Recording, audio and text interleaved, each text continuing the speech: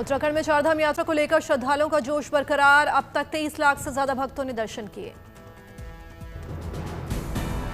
केदार धाम में उमड़ रहा आस्था का सैलाब। 8.5 लाख से ज्यादा भक्तों ने किए बाबा केदार के दरबार में दर्शन और पूजन।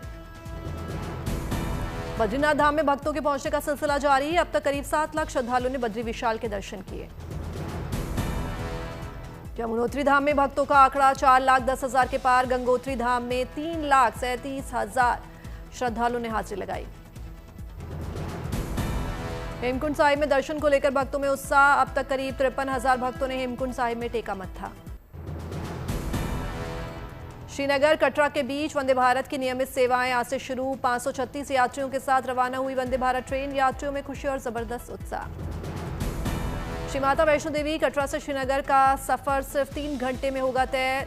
दोनों स्टेशन के बीच 190 किलोमीटर की दूरी।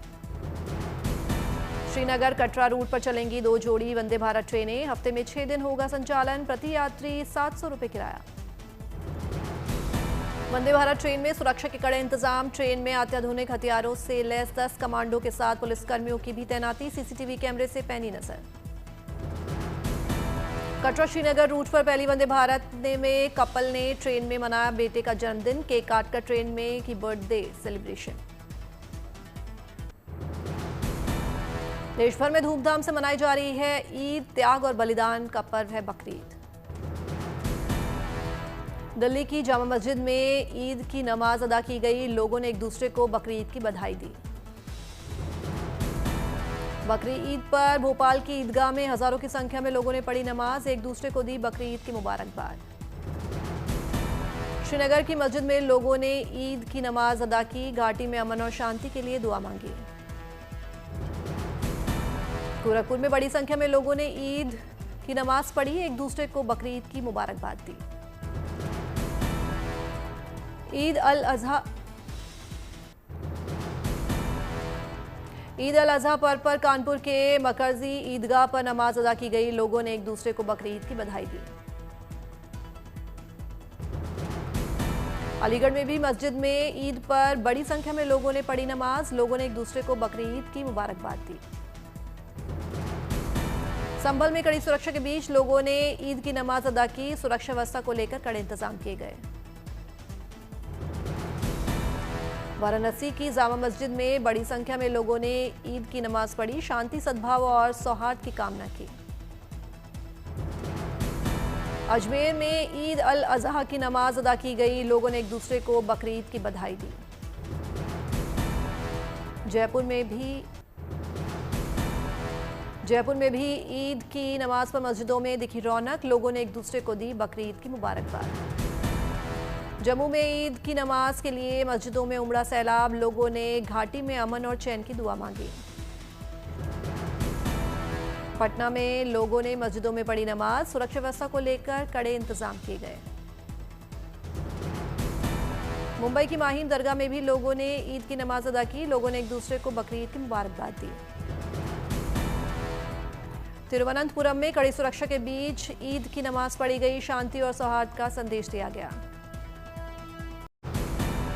आगरा में ताजमहल में बड़ी संख्या में लोगों ने ईद की नमाज पढ़ी। एक दूसरे को सौहार्द और भाईचारे का संदेश दिया।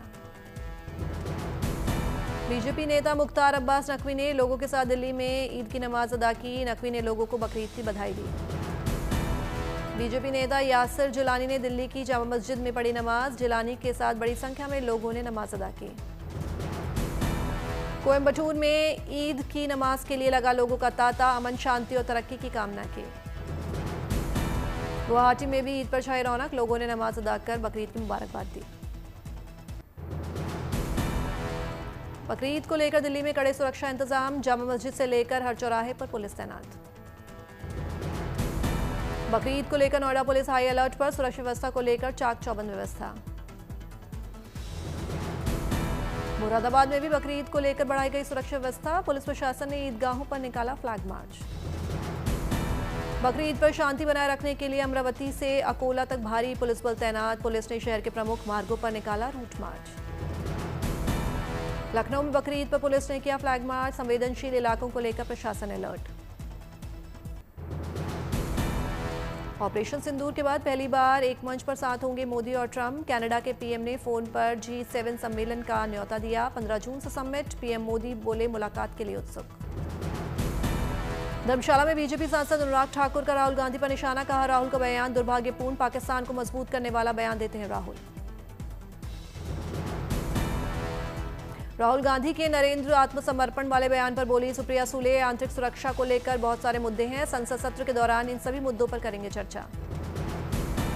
राहुल गांधी का चुनाव में गड़बड़ी का आरोप। कहा, महाराष्ट्र की तरह बिहार चुनाव में भी होगी मैच फिक्सिंग, ऐसे चुनाव लोकतंत्र में जहर की तरह।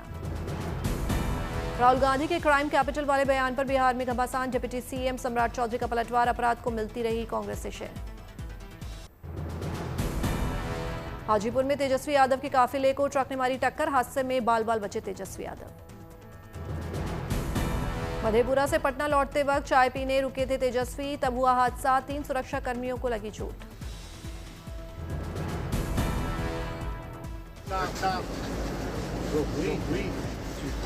इसमें जो लापरवाह लोग उस पर तो एक्शन होना ही चाहिए ना। बिहार विधानसभा में नेता प्रतिपक्ष तेजस्वी यादव ने अस्पताल में घायल सुरक्षा कर्मियों से मुलाकात की। जाना घायलों का हाल। बिहार चुनाव को लेकर एनडीए में सीट बंटवारे पर मंथन। सूत्रों से खबर, लोकसभा फॉर्मूले के तहत जेडीयू 103 जबकि बीजेपी को मिल सकती 102 सीटें। चिराग मांझी के हिस्से आएंगी 40 सीटें। मुंबई में फिल्म सितारे जमीन पर की विशेष स्क्रीनिंग की गई। पूर्व भारतीय क्रिकेटर सचिन तेंदुलकर के साथ राज ठाकरे भी हुए शामिल। दिल्ली में लैंडफिल साइट पर सीएम रेखा गुप्ता और उपराज्यपाल ने किया पौधारोपण। ओखला लैंडफिल साइट पर चलाया हरियाली अभियान। दिल्ली में छत्रपति शिवाजी महाराज पर लिखी पुस्तक का हुआ विमोचन। केंद्रीय मंत्री ज्योतिरादित्य सिंधिया भी कार्यक्रम में शामिल हुए। भुवनेश्वर में लोक सेवा विभाग 4 प्रमुख प्रस्तावों को मिली मंजूरी। प्रस्तावों पर ओडिशा के सीएम मोहन चरण मांझी की लगी मुहर। सीएम सोरेन रांची के होटवार में झारखंड के पहले मिल्क पाउडर प्लांट की रखी आधारशिला। सीएम ने कहा, किसानों से अपनी आमदनी के साथ मजबूत और आत्मनिर्भर बने।